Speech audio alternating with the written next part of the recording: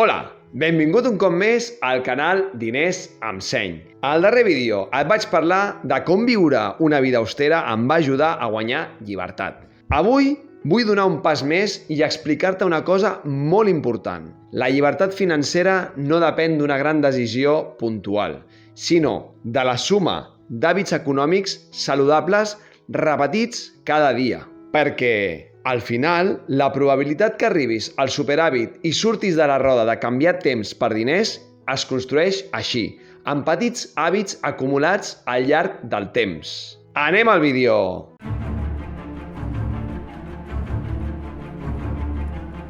Hàbit número 1. Ser poc consumista. Cada compra que fas és una decisió de llibertat. El consumisme és la trampa perfecta. Et fa creure que et dona felicitat, però en realitat et lliga més fort a la feina i al deute. Jo sempre em faig una pregunta abans de comprar. Això em dona llibertat o me la treu? La majoria de cops la resposta és evident. Hàbit número 2.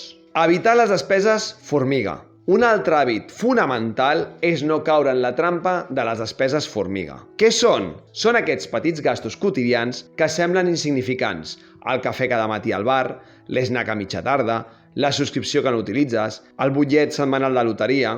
Per separat semblen poca cosa, però quan els sumes al mes o a l'any t'adones que poden ser centenars, fins i tot milers d'euros que literalment s'escapen sense adonar-te'n. La diferència entre la persona que arriba a final de mes justa i la que aconsegueix superàvit sovint no és el sou, sinó la consciència d'aquests petits forats. Un hàbit saludable és revisar periòdicament on se'n van els teus diners i eliminar aquests formiguers invisibles. Hàbit número 3. Llegir i aprendre constantment. Un altre hàbit clau és alimentar la teva ment amb coneixement. Llegir llibres de finances, veure vídeos, escoltar experiències d'altres. Tot això et va canviant la mentalitat mica en mica. Cada pàgina i cada vídeo és una llavor i amb el temps la suma d'aquestes llavors crea una mentalitat nova molt més orientada a la llibertat. Hàbit número 4. Crea petits actius. No cal començar amb grans projectes. Un estalvi invertit, una petita inversió en coneixement, un actiu senzill. Tot suma. Cada actiu, per petit que sigui, és com una peça de Lego. I al cap d'uns anys mires enrere i veus que has construït una estructura sòlida que treballa per tu. Hàbit número 5. Sortir del què diran. Moltes persones viuen atrapades pel què pensaran els altres, però la veritat és que cap d'ells et pagarà les factures. Per tant, si segueixes que el que et diran manin les teves finances, et condemnes. Si vius coherent amb els teus objectius, et fas lliure. Hàbit número 6.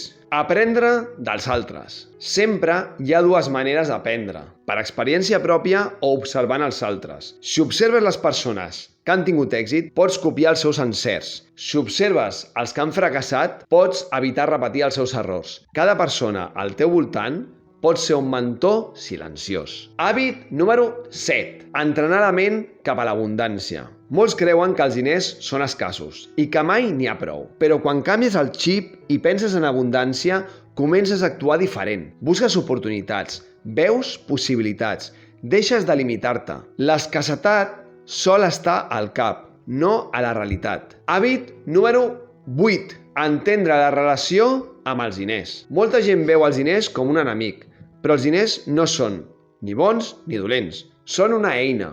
Un martell pot servir per construir una casa o per trencar-la. Els diners, igual. Poden esclavitzar-te o poden alliberar-te. Un hàbit clau és reconciliar-te amb els diners i començar a veure'ls com un aliat, perquè els diners són una eina. Deixa'm posar-te un exemple real.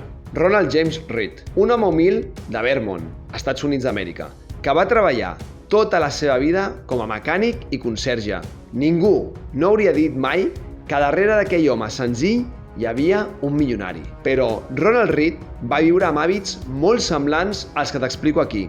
Va ser auster, disciplinat i va invertir constantment petites quantitats. Quan va morir el 2014, va deixar més de 8 milions de dòlars acumulats i la major part els va donar a la biblioteca i a l'hospital del seu poble.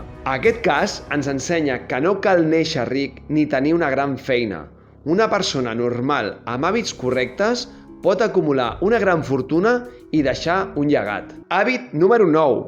Saber vendre's. Un hàbit que molts s'obliden és saber vendre's a un mateix. Potser estàs en una feina que no t'agrada, per exemple, fent de cambrer. Mentre la majoria serveixen desganats, tu pots destacar en professionalitat i actitud. I sembla impossible, però un dia pot entrar una persona important, fixar-se en tu i obrir-te una oportunitat inesperada. Saber vendre's no és enganyar, és mostrar la teva millor versió en cada situació. Hàbit número 10. Sortir de la dependència de l'Estat i les institucions. Un altre hàbit fonamental és no esperar que l'Estat o les institucions es resolguin la vida. La seguretat real no està en una pensió futura ni en una subvenció puntual. La seguretat real està en els teus hàbits i en els teus actius. Dependre només de l'Estat és renunciar a la llibertat. Construir tu mateix els teus recursos és apostar per la llibertat. Aquests hàbits que t'he compartit no són invents ni teories estranyes. Són els hàbits que utilitzen els rics. La diferència és que un cop tens superhàbit, ets tu qui decideix què fer amb ells. Pots gastar-los en coses materials i tornar a quedar-te atrapat en el cercle. O pots fer el que fan els que realment aconsegueixen llibertat, comprar temps. Perquè quan compres temps, el que compres en realitat és llibertat. La llibertat financera no arriba per sort ni per una loteria. Arriba per la suma d'hàbits correctes repetits en el temps i per la decisió conscient de què fas amb el teu superhàbit. I ara et pregunto a tu, quan aconsegueixes superhàbit, què triaràs? Comprar coses o comprar llibertat? Deixa-m'ho als comentaris, segur que la teva resposta inspirarà a més gent. I recorda, diners amb seny per ser lliure!